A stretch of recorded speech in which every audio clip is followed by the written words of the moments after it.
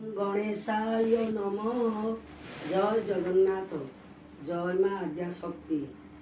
ପ୍ରିୟ ଦର୍ଶକ ବନ୍ଧୁ, ପ୍ରିୟ ଶ୍ରୋତା ବନ୍ଧୁ, ଆଜି ଆମେ ପଢ଼ିବାକୁ ଯାଉଛେ ଶ୍ରୀମଦ୍ ଭାଗବତ ଗୀତା ଦ୍ୱିତୀୟ ସ୍କନ୍ଧର ଅଷ୍ଟମ ଅଧ୍ୟାୟ।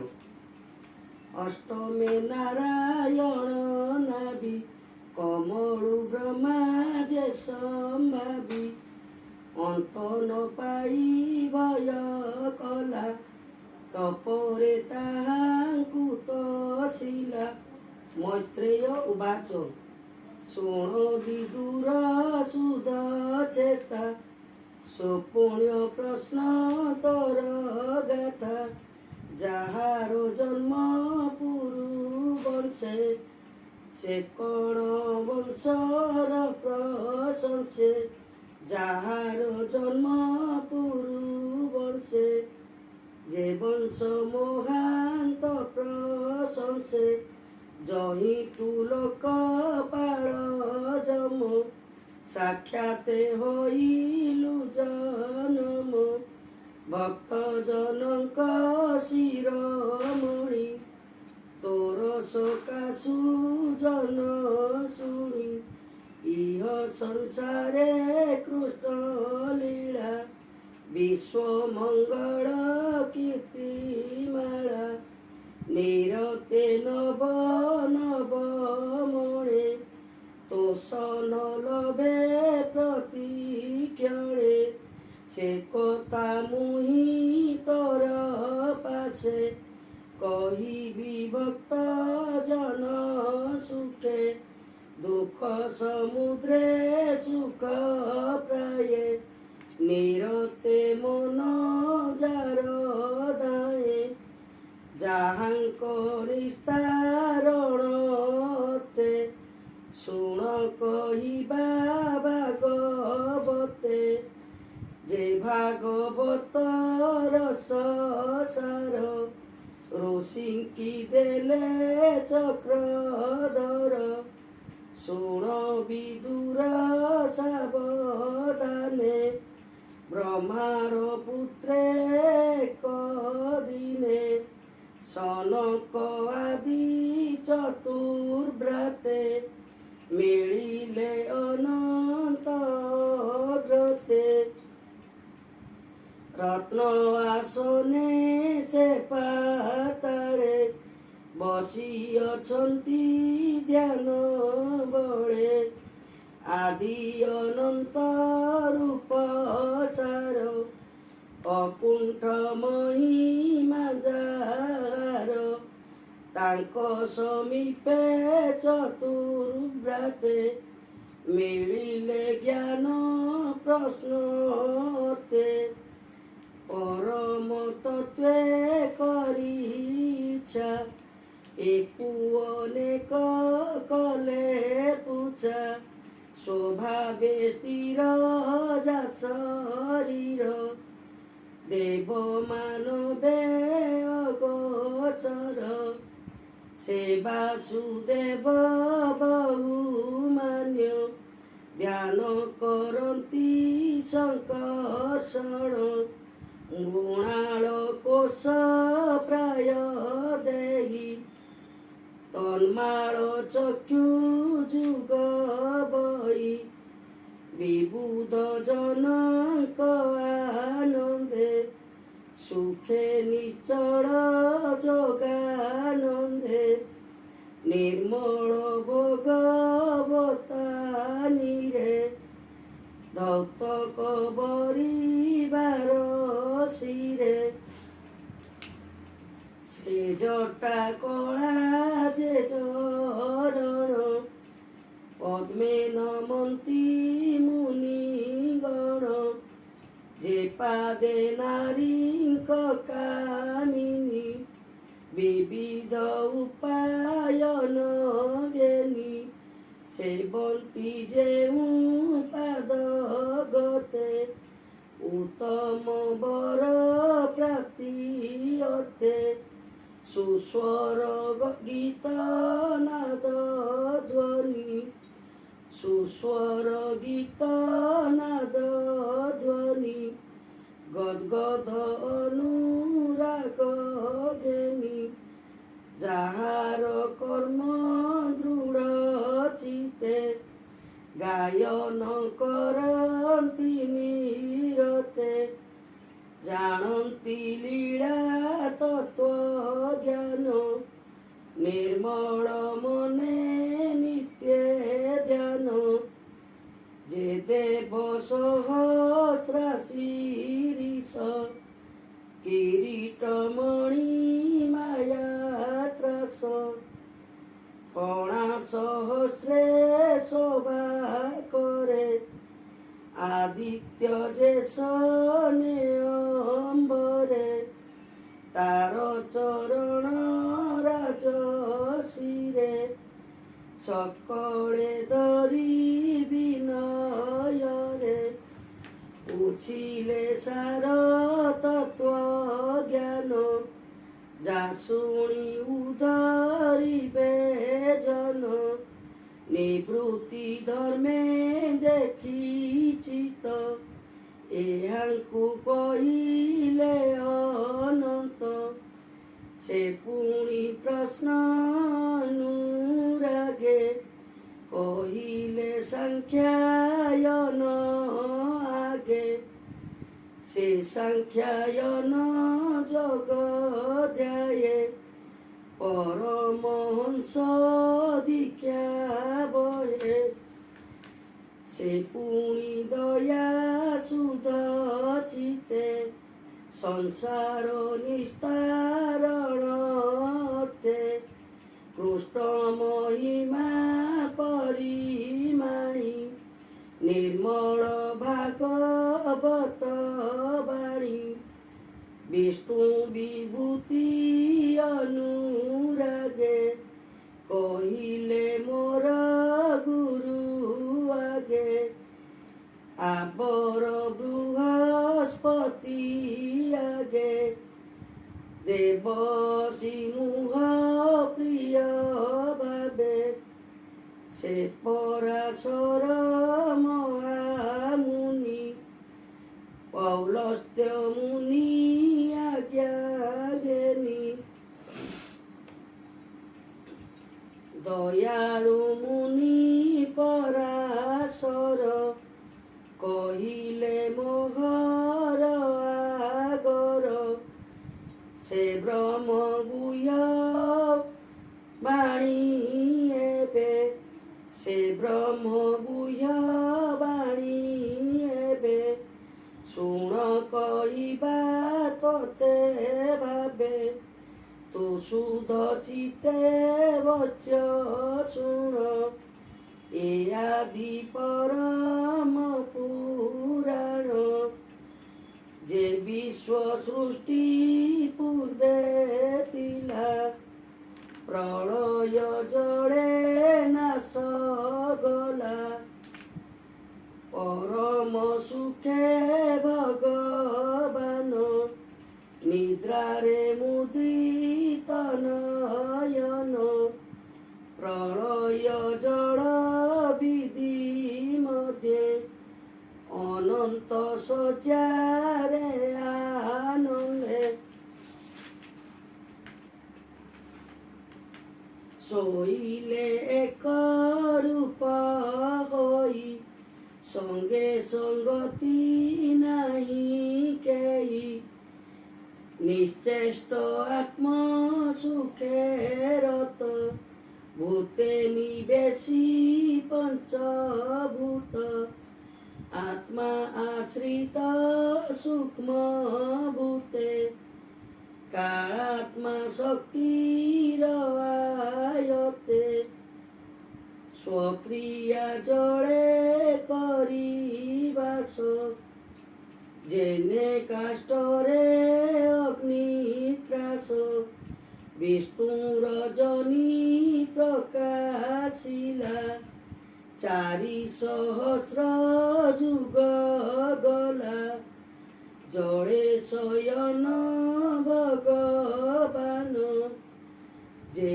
ଆତ୍ମଶକ୍ତିର ନିଦାନ ତାର ଆୟତ କାଳ ବଳେ સૃષ્ટિ સમય સુમરીલે ସେ ପୁଣି କର୍ମ ତନ୍ତ୍ର ହୋଇ ପୂର୍ବ ଜାତଙ୍କୁ ଦେ ଚାହିଁ ତାହାଙ୍କ ଅବତାର ଅର୍ଥ ସୌମ୍ୟ ନିବେଶୀ ଦୃଷ୍ଟିପଥ କ୍ଷୋଭିତ ସୃଷ୍ଟିର କାରଣେ ସ୍ୱୟଂ ପ୍ରବେଶୀର ଜଗୁଣେ ସେ କାଳ ବଳର ନିଶ୍ୱାସେ ମିଳିଲେ ବିଷ୍ଣୁ ନାଭି ଦେଶେ ସେ ନାଭି ମଧ୍ୟୁ ପଦ୍ମକୋଶ ତତ୍କ୍ଷଣେ ହୋଇଲା ପ୍ରକାଶ କର୍ମ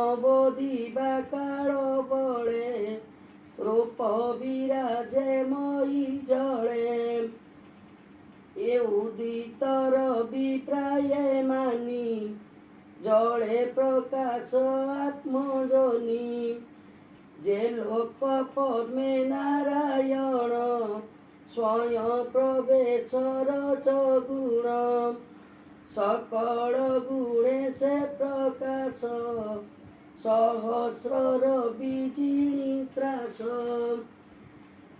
ସେ ପଦ୍ମ କର୍ଣ୍ଣକାର ମତେ ବ୍ରହ୍ମା ପ୍ରକାଶ ବେଦ ପାଦେ ବିଧାତା ନାମ ଯେ ବୋଲାଇ ଯାର ଶରୀର କର୍ମମୟୀ ସ୍ୱୟମ୍ଭୁ ନାମ ଯେ ସ୍ୱଭାବେ ଉଦୟ ନିଜ କର୍ମ ଲାଭେ ସେ ପଦ୍ମ ମଧ୍ୟେ ବ୍ରହ୍ମା ରହି ବସି ସକଳ ଦିଗେ ଚାହିଁ ନ ଦେଖି ଲୋକଙ୍କ ଉଦ୍ଦେଶ ତକ୍ଷଣେ ଚାହିଁଲା ଆକାଶ ହୋଇଲା ତାର ଚାରି ମୁଖ କେବେ ନ ଲଭଇ ସୁଖ ପ୍ରଳୟ ପବନର ବଳେ ଲହରୀ ଭ୍ରମମୟୀ ଜଳେ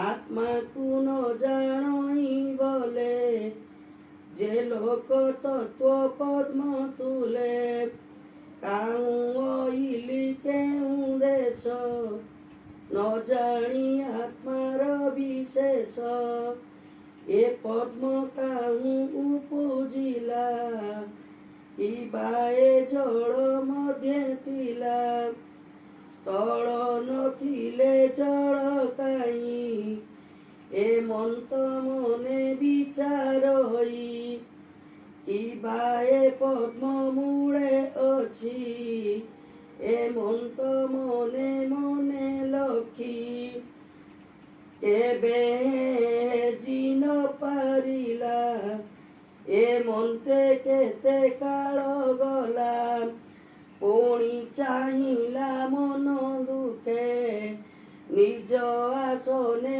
ଅଧମୁଖେ ତଳେ ଦେଖିଲା ପଦ୍ମନାଭ ତଳେ ଦେଖିଲା ପଦ୍ମନାଳ ତା ମଧ୍ୟେ ଅନ୍ଧକାର ବିଳ ବିଚାରେ ଏହି ମାର୍ଗେ ଯିବି କାହୁଁ ଅଇଲି ତା ଦେଖିବି ଏ ମନ୍ତ ବିଚାରି ସଂଶয়ে ବିଳେ ପଶିଲା ମହାଭয়ে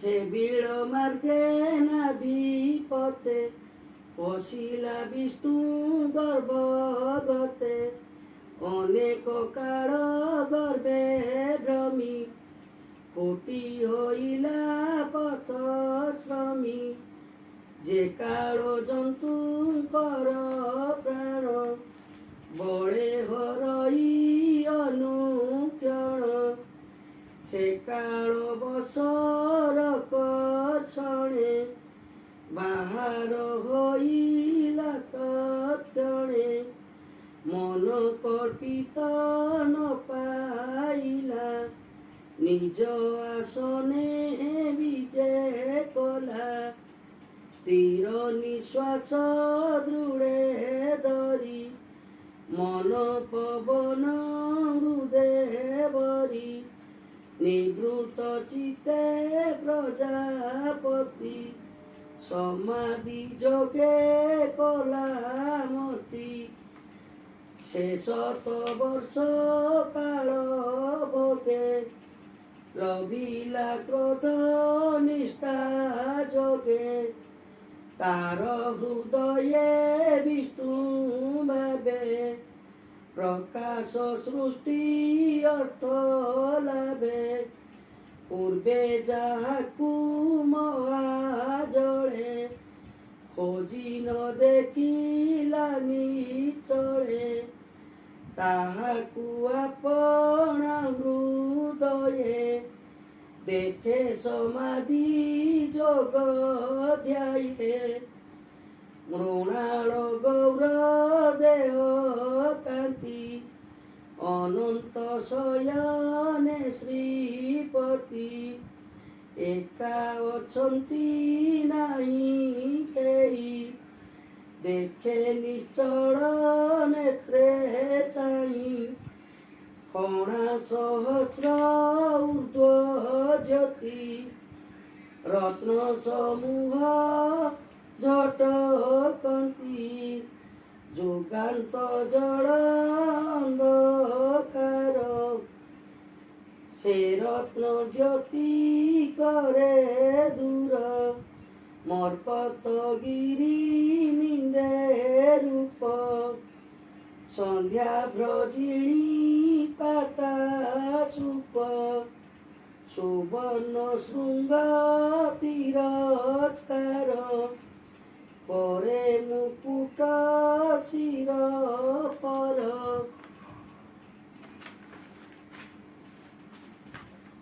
পর্বত বেণু বৃক্ষ শোভা নিন্দই ভুজ পাদ প্রভা রত্ন ঔষধি জଳ পুষ্পে গিরিভূষণ মাଳ রূপে তাহাକୁ বଳି হরি গলে রত্ন তুলসী মুক্তা ফলে মহাপুরুষ বিষ্ণু রূপে স্বয়ং প্রকাশ মহাকল্পে প্রকাশ ছই বিস্তারে ত্রিলোক প্রকাশ শরীরে দিব্য বিচিত্র আপরণে প্রকাশে বচ্চ আচ্ছাদনে সর্বসুন্দর রস মুহে তেজ প্রকাশে বিশ্ব দেহে মিলি সকল মই জনে জ্ঞানে অর্জিত এক ধ্যানে যে কাম যে করন্তি ধ্যায়ে তাহাଙ୍କୁ কাম ଦେନୁ ପ୍ରାୟେ ଦୟା ସାଗର ଭଗବାନ ବ୍ରହ୍ମାଙ୍କୁ ଦେଲେ ଦର୍ଶନ ଅଙ୍ଗୁଳି ଅଗ୍ରେ ନଖ କାଟି ଶଶାଙ୍କ ପ୍ରାୟ ଜଟକନ୍ତି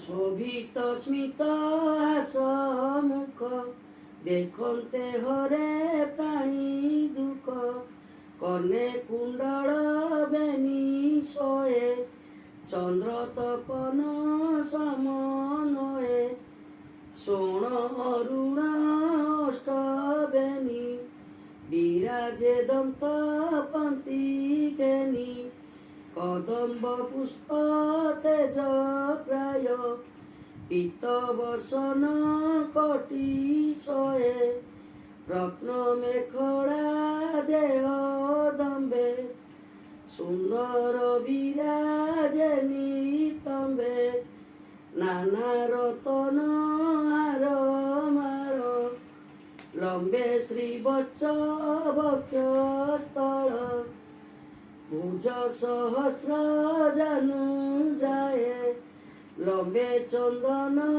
তাଳ প্রায়ে হীর কেয়ুর রত্ন মাଳ হার কেয়ুর রত্ন মাଳ সুন্দর কাক পড় সর্বভুবন তার দেহে বিরাজে পুষ্প কণা প্রায়ে অদৃশ্য মূল তা স্বভাব কেয় বালোচনে দেখিব পর্বত প্রায় ভগবান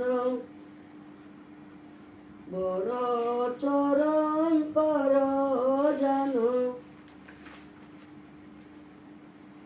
মন্দর গিরি জেনে জଳେ ক্ষীরোদ মন্থনর কাଳେ সহস্র শৃঙ্গ প্রায় সাজে সুরত্ন কিরীট বিরাজে কণ্ঠে কৌস্তুভ মণি শোয়ে রত্ন প্রভাবে মন মোহে কণ্ঠে শোভই বনমাଳ লম্বে সুন্দর বক্ষস্থଳ গন্ধে আবৃত ভৃঙ্গ পন্থী সূর্য শশাঙ্ক অগ্নি জ্যোতি সে পুଣି চাহান্তে ত্রিলোଳେ আত্মাକୁ ତା ନାଭିକ ମଳେ পবন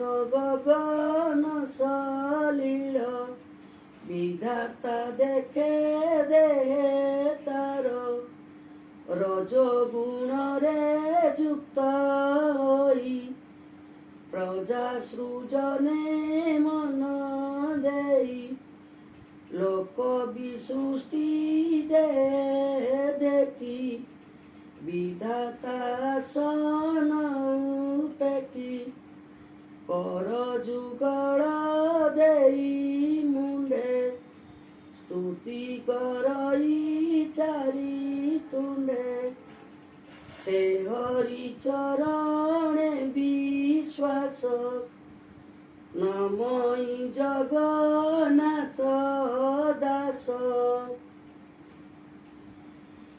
ইতি শ্রীমদ্ভাগবতে মহাপুরাণে পারমহংস্যাম সংহিতায়াম তৃতীয় স্কন্ধে শ্রীভগবত দর্শন নাম অষ্টম অধ্যায়।